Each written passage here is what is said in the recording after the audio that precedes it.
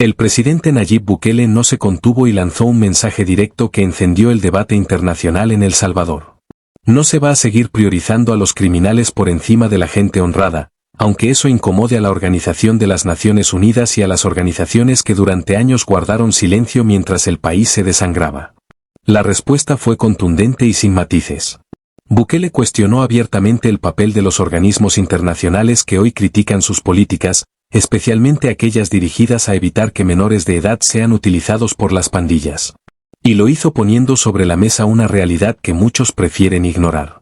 Durante años en El Salvador, los niños no jugaban en las calles. Eran reclutados por estructuras criminales, convertidos en mensajeros, extorsionadores y hasta sicarios antes de cumplir los 10 años. Hola, amigos y seguidores de Alfa Producciones. Pónganse cómodos porque hoy te traemos un material que de seguro te atrapará. Ya somos 1 millón de suscriptores en ese canal y es gracias a ustedes. Somos el canal que desde el día 1 venimos informando todo lo que ocurre en El Salvador y con la llegada de Nayib Bukele a la presidencia.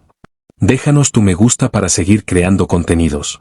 Suscríbete para seguir creciendo y no te olvides de activar la campanita de notificaciones para recibir un nuevo vídeo. Ahora sí, continuamos.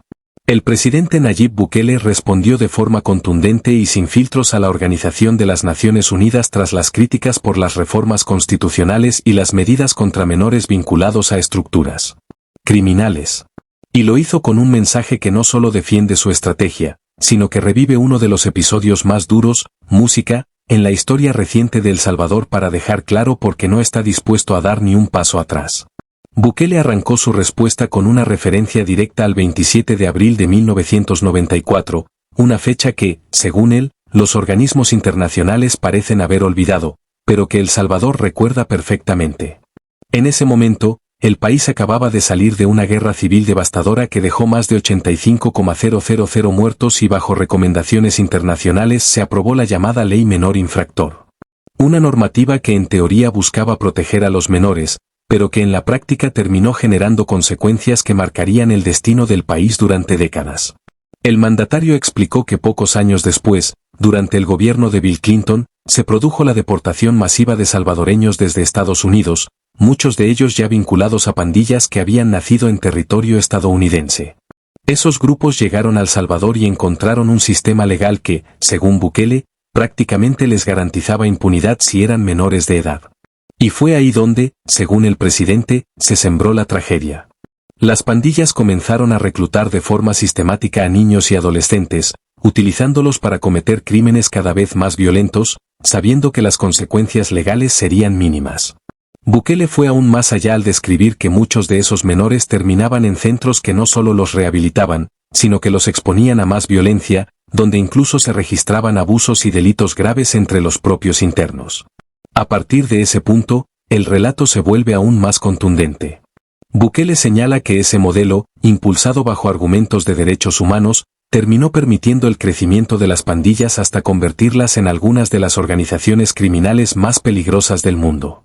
Grupos que, según sus palabras, llegaron a controlar hasta el 80% del territorio salvadoreño, imponiendo un sistema paralelo de poder, sembrando terror en comunidades enteras y dejando una estela de muerte, desapariciones y desplazamientos masivos.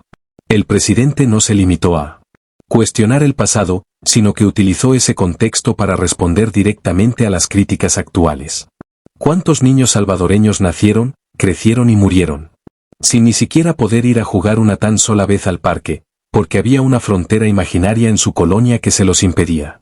Afirmó que El Salvador ya vivió las consecuencias de aplicar ese tipo de políticas y que no está dispuesto a repetir la historia.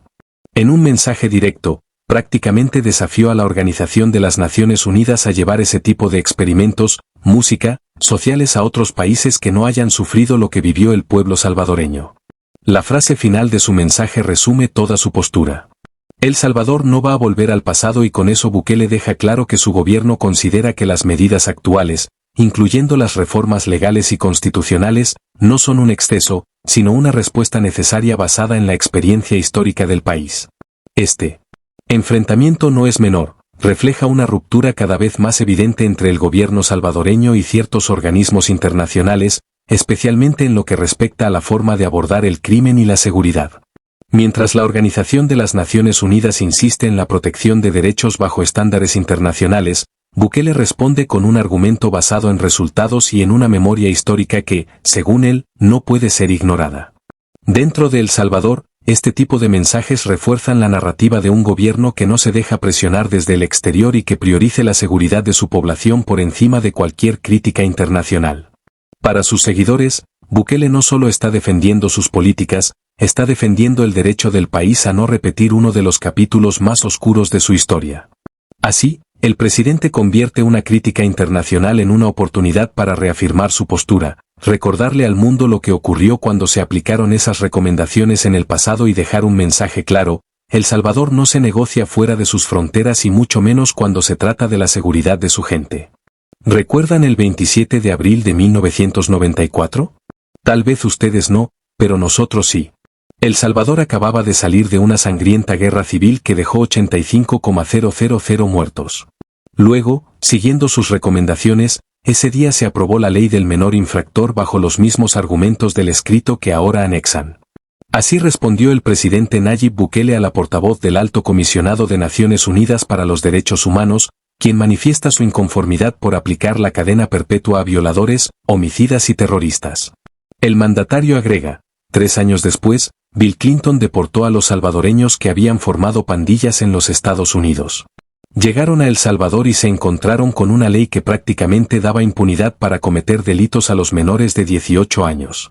Y por supuesto, los pandilleros recién llegados empezaron a reclutar casi exclusivamente a menores de edad, todos capaces de cometer crímenes atroces con el único riesgo de tal vez enfrentar una pena mínima en un centro light, donde incluso llegaban a matar y violar a otros menores que solo habían cometido delitos menores.